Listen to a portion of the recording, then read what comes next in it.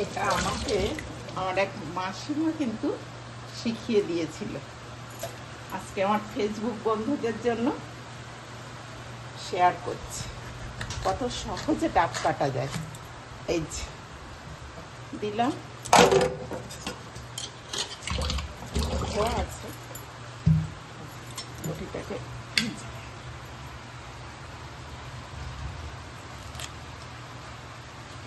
বটি আর পিলারের সাহায্যে কত সুন্দর করে ডাব কাটা যাচ্ছে।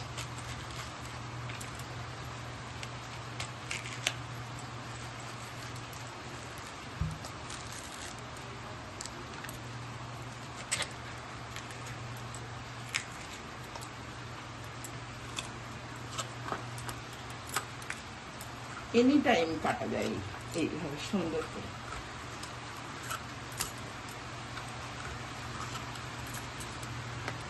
পরিষ্কার আমার ডাব গ্লাস, কেউ গ্লাসে ঢেলেও খেতে পারে আর কেউ মুখ লাগিয়েও কিন্তু খেতে পারে। দেখো কি সুন্দর হয়েছে।